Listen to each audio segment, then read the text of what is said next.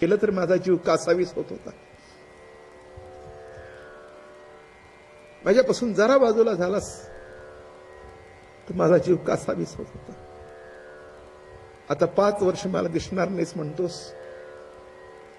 मी तर थकले. कुणाला माहित मी पुन्हा असेन नसेन, तुझी माझी भेट होईल न होईल.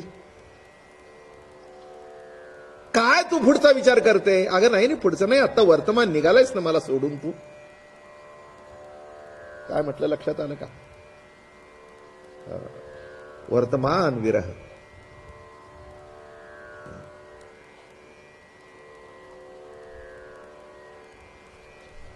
विरह केव्हाही वाईटच असतो. तो भूतकाळातला असू दे, तो वर्तमानातला असू दे, नाही तर भविष्य काळातला असू दे.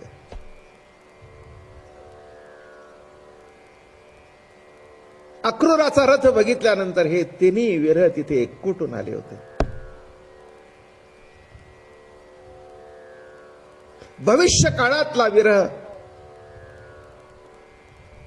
किती तऱ्हेने सांगता येईल. एका बाईचा मालक आजारी पडलेला आहे.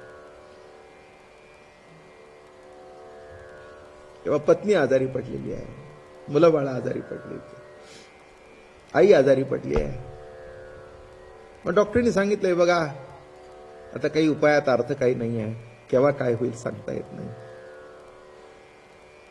आई अजून जिवंत आहे, नवरा अजून जिवंत आहे, बायको अजून जिवंत आहे, पण जाईन या कल्पनेतून दुःख.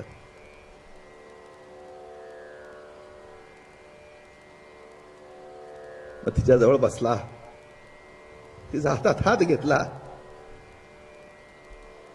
आई म्हणाली, का रे बाळा, आज सकाळपासून माझ्या जवळ उठला नाहीस? नाही का म्हणे आई.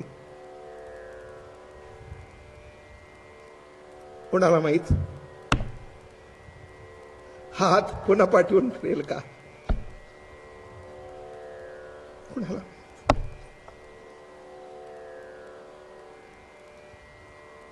पुन्हा जीवनामध्ये थोबाडीत मारणारे भेटतात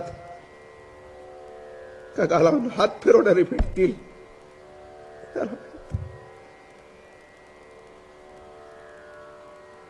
भूतविरह, भूतकाळातला विरह. तसं घडलं नाही, पण केव्हा काय घडेल सांगता येत.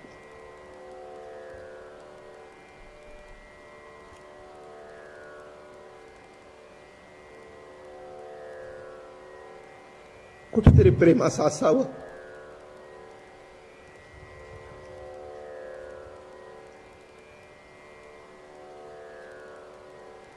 प्रेम करणारी माणसं आयुष्यातून निघून गेल्यानंतर पुन्हा सगळंच जीवन सहारा डेझर्ट होत.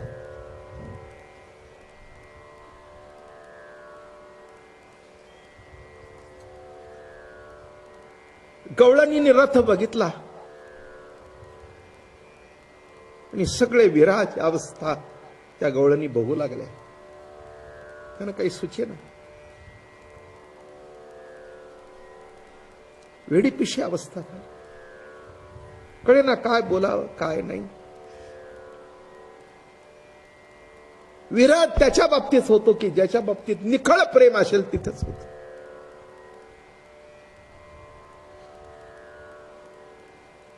शेजा चढतो म्हणून माझ्या डोळ्यात पाणी येणं हा भाग निराळा,